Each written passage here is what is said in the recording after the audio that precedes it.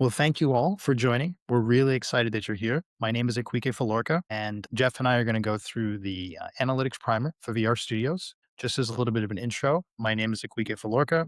I've been in data for the last 20 years or so. I've worked across multiple companies and industries. The last 12 years have been in gaming specifically, done everything from leading teams, data architecture, business intelligence, consulting, et cetera, et cetera. And recently, my focus is the business intelligence consulting and then using AI tooling.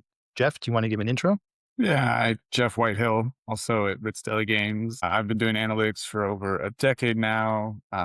About 8 of those years in gaming, working at a big publisher, creating new games and working on some of their evergreen games. And now at Ritz Deli Games, helping with their analytics pipeline from new data to visualizations and experimentation and so on. Great. Great. So, our goal for today is to really explain why going beyond high level metrics is critical for improving your products, improving your games. Let's jump into the material. So, why are game specific analytics and metrics so important? Well, the reason is that high level things such as daily active users or retention are only really telling you what is going on at that high level. It gives you an overview, but it doesn't tell you specifically why things are happening. You need more granular information to actually be able to take action within your games. So, tailored metrics that are specific to the kinds of mechanics you have in the game, the kind of experience you want to put together, they're really critical to being able to find insights to make your game a lot better. So, one starting point to think about is grouping, putting your users into different groups. Now, you could have a group of users that are, say, your new user group, your spender group, your veteran group. There are many different types of groups that users can be in. And for your specific game, those groups may change slightly in one direction or another. But grouping is a core place to begin. So once you have these groups in place and you've kind of thought about where people fall into a particular group, a next thing to consider is how are these groups behaving? Are they behaving in a way that you would expect them to? For example, are new users who are only a day or two into the game, are they actually acting the way that you want them to? So now let's look at a specific example of a user group for new players within extraction games. Extraction games, just for context, are games in which your players are dropped into an arena or dropped into a world and they need to collect various items, get to an exit point, and hopefully take that loot or those items with them to collect value. So the first few days within an extraction game are really critical. The first few matches, the first few days really tell you a lot about what's going to happen with those players in the future. So one of those questions that you want to consider are, what is the exact extraction rate? Are users experiencing success or failure in the way that you expect? Is the matchmaking well balanced? Another question to consider for this first group of users is, are they playing the right maps? If they're playing a map that's too difficult, they may be having a bad experience. So being able to verify that is important as well. What is the kill to death ratio? Are users becoming more skillful over time? That's what that question can help answer. And then finally, a thing to consider is, what weapons are they using? Are they using the appropriately placed things that you want them to use for that section of their experience? These are all things to consider, and it's really important within the first few matches or days. So, behind every question, you really want to think about, does the data show us that the experience a user is having aligns with the intent? Does it show that the user is learning the things that you want them to learn? Does it align with the difficulty you want them to experience?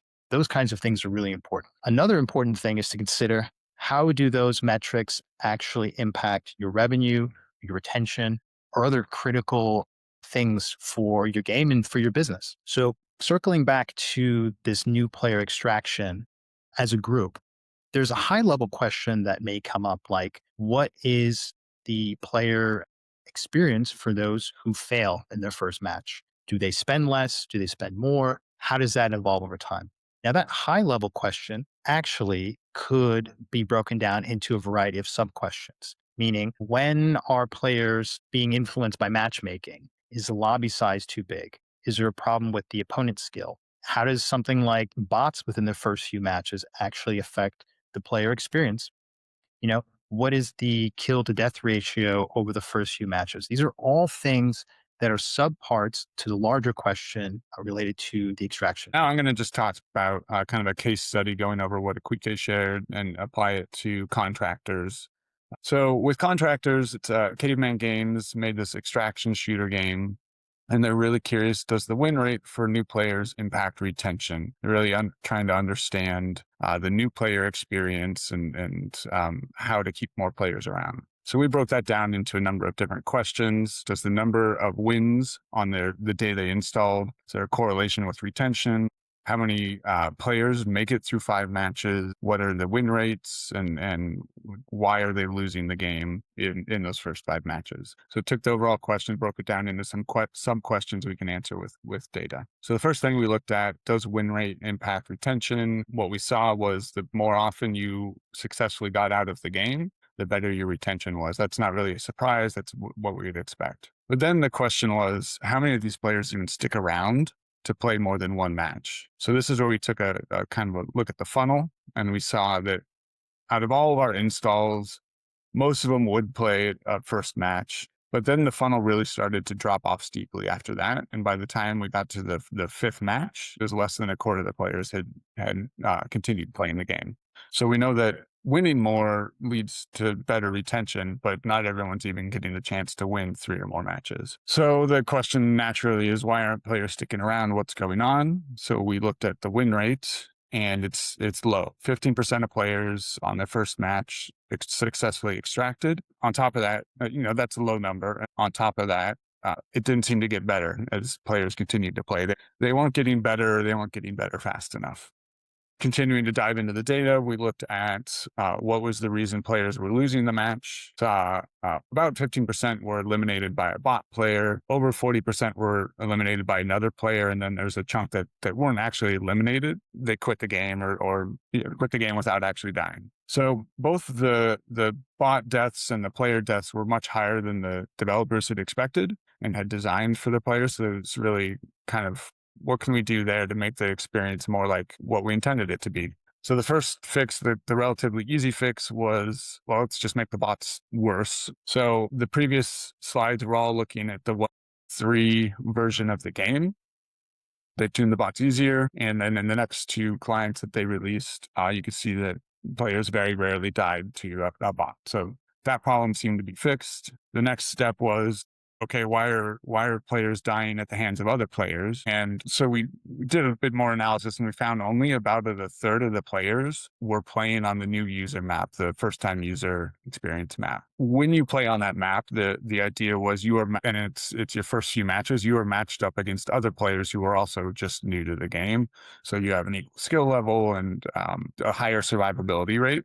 If you go into, and that map should be the mall. If you went into the resort, the bunker, or the dam, you would be matched with more experienced players. Your chance of survival was much lower. And so the action they took there was lock down that your first few matches, you could only choose to play in the mall. The one exception is if you came in with some friends that were more experienced, you can go and play with them. That's why there's still some players that are going in and playing the resort and these other maps. But by locking it down, a lot of players ended up going into the right map. What does that mean? It means the extraction rate went from 15% to over 50% on your first match, and then it improved to 3/4 of players were able to successfully extract from their match, which is the experience the developers wanted. So getting the data allowed them to see that our new players don't have that experience. What can we change, and how can we get it to align with our design goals? So net impact, tying back to some KPIs, daily matches increased from 2 to 3 for the median player and 6 to 7 and so on. So just about every player was playing an additional match every day. The minutes increased similarly. So 20 to more minutes for a median player. The really engaged players were headed on almost 2 additional hours. And then retention in early September was around 60% for early retention, and it went up to 65%. And I'm required to say that this is correlation and not causation. There's a lot of things that can go into impacting retention, holidays, featuring, new updates, things like that. Really, you're only going to be able to tease out, is it because we made these changes if you do an A/B test? But we're not going to get into A/B testing today. what we saw was that these changes, there were more matches played, more minutes played, higher retention. And so that's the first example of how the tailored game specific analytics will allow you to answer really targeted questions and make your game better. If you just had DAU or you just had retention, there wouldn't be any of the insight or inflection that Jeff just described. So moving on, we want to focus on a couple of different areas. The first one we want to talk about is onboarding. So onboarding is super important for teaching your players, for having them have a fun experience and overall success. So, how are some studios currently using onboarding related to their analytics? Well, first thing to consider is that there are generally two types of onboarding. There's new player onboarding, so people who just came into the game or just getting started, or when you release a new feature, teaching them how to use that new feature, how to interact. So one of the games that I helped with, did consulting on, is VAIL VR. That's part of X Lab. It's a fun game, super, super cool. And they had an onboarding for their new players. So after they introduced this onboarding flow to teach the players, to engage them, there were a couple of questions right out of the gate. How are people interacting with it? How can we improve the experience? And how should we move forward with this new player onboarding? Now, in order to answer those questions, we took a really clear, methodical approach. The first thing we did is we identified what are the high level touch points that players are interacting with? What are they doing throughout this onboarding? Once we identified that, we began collecting information, specifically which players are doing action A, action B, action C. After we gathered that information, we visualized it. For this kind of thing, a great thing to use is waterfall chart that can show you really clearly where the drop offs are. And then after we had that high level picture, the third phase we moved into was adding more granular tracking to really dig into the specifics. So that flow again starts with identifying the touch points. Where are you trying to teach your users a particular thing? Defining that is really important. It also allows you to then get the big picture and collect more details. So one example of how to sort of think about this from a visual perspective is to see a stack of all of your individual onboarding steps. In this example, let's say that there's 12 steps. Once you have the completion rate for each one of those steps, say 100%, 99%, et cetera, you can begin to have that high level picture top of mind and can then zoom in where there are, in fact, drop offs. Now, with VAIL's onboarding, we noticed that there was a pretty significant drop off between that fourth step of opening the door and reloading the weapon. You can see on the graph that it goes from that 97% completion to 91%. There was clearly something going on with that transition. After we had that high level picture and we had implemented the things we needed to understand what's going on, we did another round, that third phase of adding granularity. So we noticed that there were actually several sub steps between opening the door and actually doing the complete reloading process. So we worked with their engineering team to add some additional data about grabbing the gun, ejecting the mag, pulling it from the pouch, et cetera, et cetera. The point is that we saw from the high level where to zoom in, and only then did we use the precious resources to instrument and gather more information to understand what was happening. So a couple of just high level takeaways from this example from VAIL. Start broad, define those touch points that are critical, the areas that you really want to educate your user on. Then visualize the big picture right from the get go. You can most of the time see dramatic drop offs at specific transition points within the new player onboarding experience. Use the data, let it guide where you focus and where you put your energy and attention. In this particular case, it allowed the team to evaluate and eliminate concerns about specific areas and have confidence moving forward. And then finally, as you move down that big picture, that big waterfall, you'll see that there may be other areas to zoom in on. Iterate on those sections and then dig in there. I'm going to bring us back to contractors again. You have new player onboarding, but also when you release a new feature or players experience a new feature and you want to teach them about it, it's sort of another version of onboarding. So contractors released their Gunsmith feature last fall. If you don't know extraction shooters, a Gunsmith is where you can go in and customize your weapon and change the different parts and paint it and do a lot of things to really personalize the game experience for you. It's something that I think players tend to expect a bit from these sorts of games. And so the Caveman team put a lot of engineering work into building this out, and then they were finally able to release it, and it was a really exciting moment for them. And so right away the question was, well, how many players are using the Gunsmith? And unfortunately, what we saw was that the engagement was quite low. There were a lot of people going into the room in the game. You're in this sort of hideout room, and a room off to the side has the Gunsmith. So we added in some tracking. We could see when a player went into that room, they were going to look at the Gunsmith, and a lot of players were doing that. But then we also saw that not a lot of them were actually building anything with it. Less than half of the players were using it in any way. They weren't purchasing gun parts. They weren't selling gun parts. So this was disappointing, right? You put a lot of work into the feature and it's not getting the engagement you expect. Why, right? That's the big question, is why. And so, had conversations and really came down to this hypothesis that there was sort of a confusing UI flow to it. Unfortunately, we at this point didn't have the data on it, but the idea was you load into the game, you have to go find the generator, which is in a separate room from the Gunsmith, get the gas can, pour the gas into the generator, turn it on, then go back and you can use the Gunsmith. So a lot of steps, and there wasn't much explaining to the player that that's what they had to do. So we added some instrumentation that would tell us when they go into the Gunsmith room, does it have power? And it really kind of confirmed the hypothesis that most players, when they go in, it's not powered. They don't have a chance to use the Gunsmith because they haven't figured out how to turn it on and they haven't turned it on. So adding this tracking in really helped us kind of confirm our hypothesis. If this hadn't been the case, then we'd have to come back and find something else. But now we know power is probably the problem.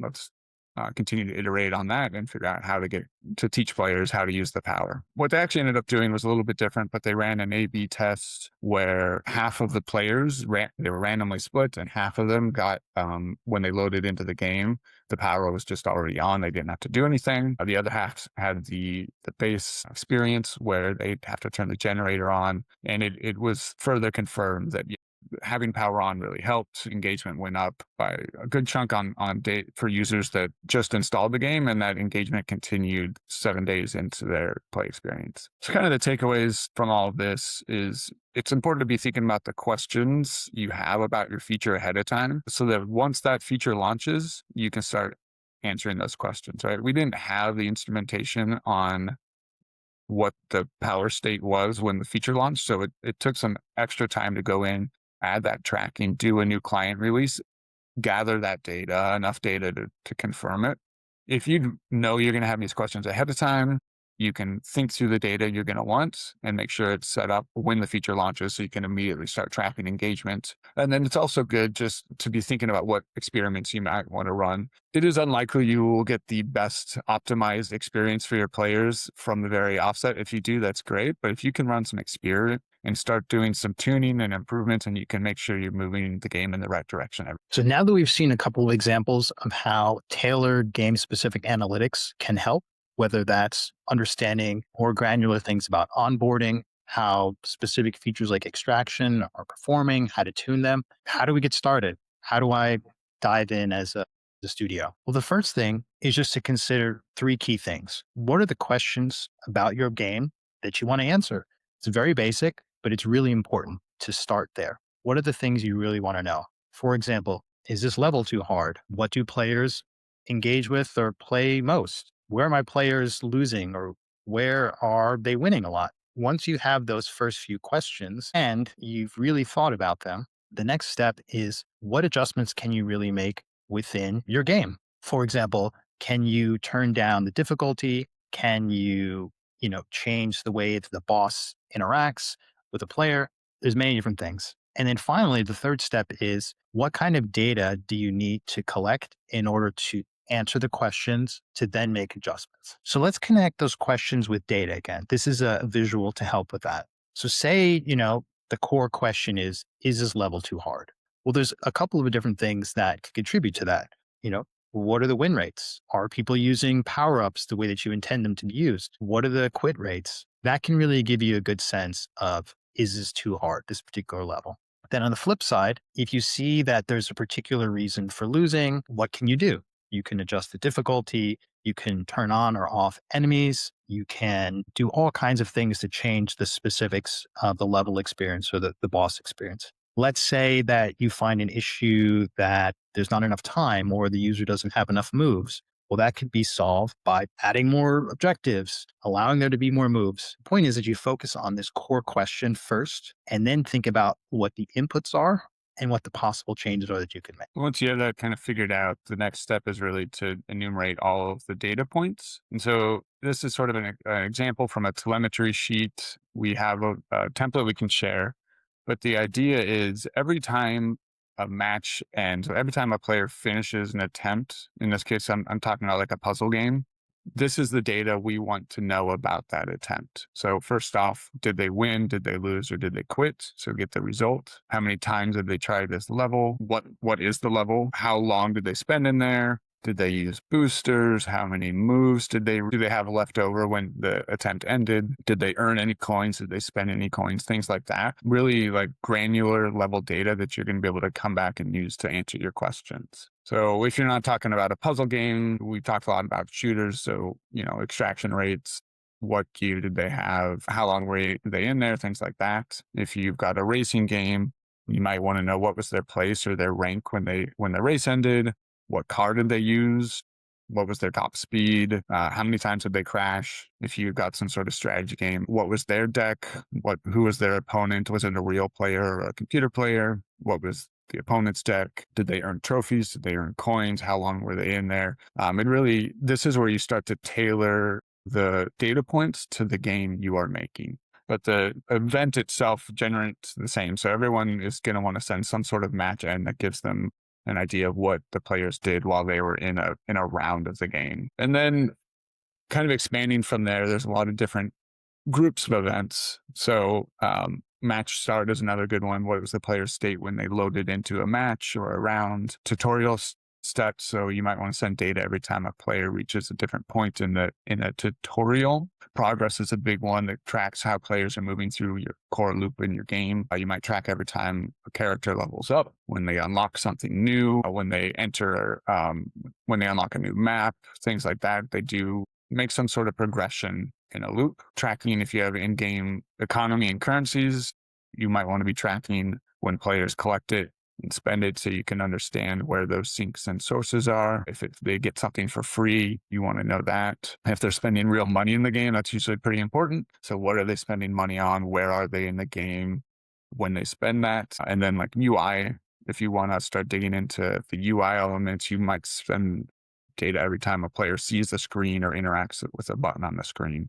And these are just some examples. You could really kind of expand it from here to tailor it to your specific game. So then lastly, you've got all this data. It's really granular. What you have to do is combine it together into some sort of visual tool. Earlier, we were looking at the match funnel. So Excel and Google Sheets are perfectly fine for visualizing data once you can aggregate it together. As you kind of go along your analytics journey, you might find that some more sophisticated tools like Omni or Tableau or Looker provide abilities to control and filter and customize the view and do a lot more faster iteration right in the visualization platform. So now that we've talked about why the game specific analytics are important, we've talked about a case study, we've talked about onboarding, we've talked about specific things that you want to collect based upon the kind of game you have. The question may come up, what really needs to be built in order to look at all this, to be able to use these insights? So there's three main sort of phases to consider within the pipeline. You have to generate information. You have to generate data. Those are the things that Jeff was just talking about. At a match end, how many coins did a player use, or how many bosses did they defeat? Those kinds of things are information that's generated by the player's actions. Then that data needs to be stored somewhere within a warehouse. There are many different flavors of things, services rather, where you can store that information. And then the final step is you need to take that data and actually transform it into insights and information you can action on. In terms of the specific technologies on the generation side, there are things like Firebase Analytics that can be useful for collecting data, Unity, Satori. These are all things related to generation and collection of data. Then warehousing, it's probably some names many of you have heard before, things like Google BigQuery or Snowflake. There's a bunch of different services that offer storage, data warehousing. And then on the visual side, just like Jeff referred to, there are, more straightforward things like Google Sheets and Excel. And then as you progress, there may be other things that are more useful for filtering and whatnot, things like Omni. So on the collection side, that's something where the data is actually being received and compiled after it's been generated by your players. And one thing I would suggest is to consider your current tech stack. If you're using a particular tech stack all related to, say, Google, then maybe that's something that you want to pursue. The second thing to consider is how big is your team? What kind of resources do you have? And what is the knowledge level of the people who are on the team? There are certain things that are very straightforward to click together. There are other things that are a little bit more complex, but give you a lot more customization. So knowing the knowledge level of the team and how many resources you have, that's really important. And then finally, there are some things like I mentioned that are easier to set up, but don't necessarily give you the kind of control, the granular control that you're eventually going to want as you grow. But those are just some trade-offs to consider when you're thinking about the collection side of now, once you have that data, there's a little bit of processing that has to happen. So this is a high level schema that is typical to many games that we've worked on and consulted with. That raw data is generated by player actions, defeating a boss, completing a mission, et cetera, et cetera. Once it's all compiled in one place, there's a process of actually dividing it up into different areas, like starting a match, ending a match, transactions. All of the events related to those things will fall into that part of your warehouse, basically tables. As the data then flows further through your pipeline, they will be combined into things covering, say, match details. For a particular player, when they start a match, what's the outcome? For the economy as a whole, what do all the transactions look like? That sort of intermediary step will then lead to activity summaries for the entire day, and then eventually a player summary.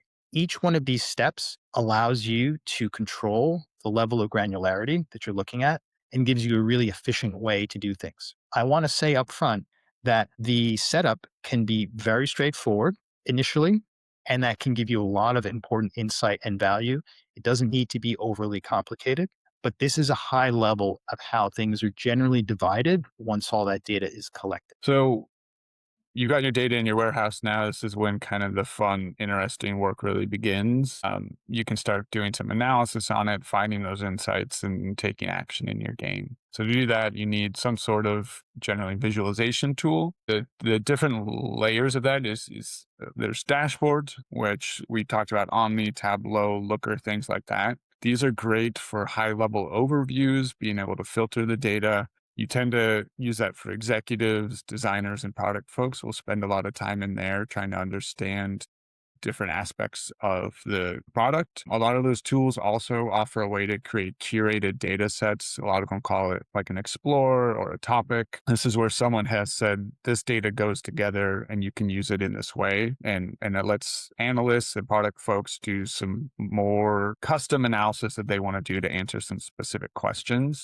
And then there's AI tools. Most data warehouses, probably all data warehouses now have an MCP server, so you can hook your data into Claude or any of the other tools out there, be able to do some natural language questions and self-service analysis, doing a lot of setup to get it to give you the right answers. And then there's always being able to go back to your SQL warehouse. If you're comfortable writing SQL, you have a good understanding of what data is in there and how it connects together.